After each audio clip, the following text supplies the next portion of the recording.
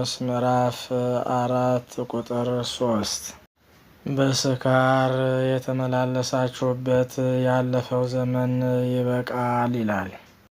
ሐዋርያው ቅዱስ ጴጥሮስ በሞተ እስጢፋኖስ ከኢየሩሳሌም ወጥተው በየሀገሩ ለተሰደዱት የመጀመሪያውን መልእክቱን ሲጽፍ ዝሙት፣ ፍትወት፣ ያለ ልክ መጠጣት፣ ስካር፣ ስጥየት፣ አምልኮ ጣዖት ያላመኑና ያልተጠመቁ የአሕዛብ ሥራ ስለሆነ ክርስቲያኖች ከዚህ ሁሉ እንዲርቁ ለማስጠንቀቅ በአሕዛብነት ሳላችሁ ይህን የፈጸማችሁበት የአሕዛብን ሥራ የሰራችሁበት ያለፈው ዘመን ይበቃችኋል በማለት ጻፈላቸው።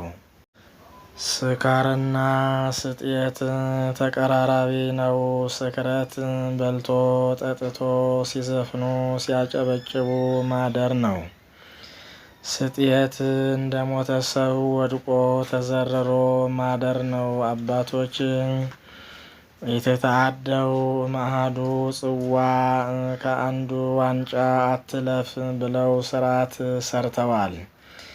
ቢበዛ 2 ዋንጫ ይጠጣ ብለዋል። ከባድ ሥራ ሲሰራ ውሎ ወይም ብዙ ኪሎ ሜትር በእግሩ በመጓዝ መንገድ ሂዶ ውሃ ከጠማው ግን 3 ጽዋ ይጠጣ ብለዋል። የመጠጥ ሱሰኞች ትርጓሜ ግን እንዲህ አይደለም። ካልሰከሩ ጋን ቢገለብጡ አይጠቅማቸውም። ይህ የቅዱስ ጴጥሮስ መልእክት በመጀመሪያ የተጻፈላቸውን ሰዎች ብቻ ሳይሆን እስከ ዓለም ፍጻሜ የሚነሱትን ክርስቲያኖች ሁሉ ይመክራል። የአገራችን ታላቁ ሊቅ ቅዱስ ያሬድም ይህን የጴጥሮስን መልእክት ጠቅሶ በአስተምህሮ ድጓው አከለክሙ መዋዕል ዘሃለፈ ዘተቀነይክሙ ለግእዘ ሥጋክሙ ለሥጋችሁ ፈቃድ የተገዛችሁበት ያለፈው ዘመን ይበቃችኋል ብሎ መክሮናል። መጽሐፍ ቅዱስ ስለ ስካርና በሱስ ስለ መያዝ ክፋት በተለይም አልኮል መጠጥን በተመለከተ ብዙ ያስተምራል፣ ይመክራል፣ ይገስጻል። ሁሉ ተፈቅዷል፣ ሁሉ ግን አይጠቅምም። በእኔ ላይ ግን አንድ ነገር አይሰለጥንብኝም። መብል ለሆድ ነው፣ ሆድም ለመብል ነው። እግዚአብሔር ግን ይህንም ያንንም ያሳልፋቸዋል ሲል ሐዋርያው ቅዱስ ጳውሎስ ለቆሮንቶስ ሰዎች በላከው የመጀመሪያ መልእክቱ ምዕራፍ 6 ቁጥር 12 ላይ ምንም ነገር በአእምሯችን ላይ እንዳይሰለጥን አስተምሯል።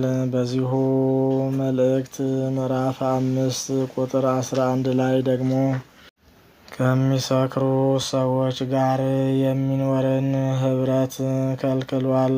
ሰካራሞችን ከሴሰኞች ከነጣቂዎችና ከጣዖት አምላኪዎች ጋር አንድ አድርጎ ነው የሚመለከታቸው።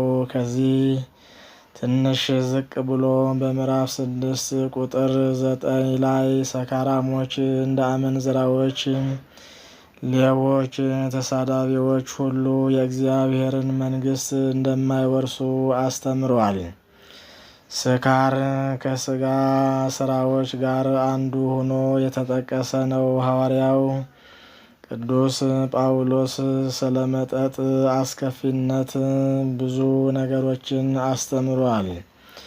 ወደ ኤፌሶን ሰዎች በላከው መልእክቱ ኤፌሶን ምዕራፍ 5 ቁጥር 16 ላይ ወይን አብዝታችሁ በመጠጣት አትስከሩ፣ ነገር ግን መንፈስ ቅዱስን ተመሉ እንጂ ደግሞ መንፈስ ቅዱስ ይሙላባችሁ እንጂ በወይን ጠጅ አትስከሩ ሲል ያስተማረ ሲሆን ለቲቶ በላከው መልእክቱ ደግሞ የሚሰክር ሰው በቤተ ክርስቲያን አገልግሎት እንዳይሾም አዟል።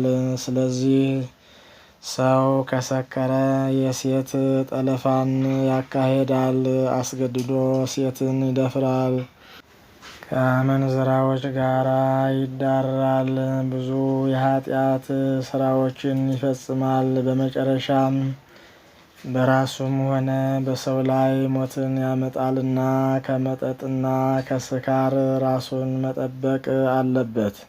ሁላችን ኦርቶዶክሳውያን ክርስቲያኖች የተላለፈውን የእግዚአብሔር ቃል በማስታወስና በመገንዘብ ራሳችንን ከስካር ከኃጢአት ስራ ሁሉ አርቀን ንስሐ በመግባት ቅዱስ ሥጋውን ክቡር ደሙን በመቀበል የመንግስቱ ወራሽ የስሙ ቀዳሽ እንድንሆን የአምላካችን ቅዱስ ፈቃድ ይሆንልን። በሰማነው ቃል ይባርከን፣ ይቆየን።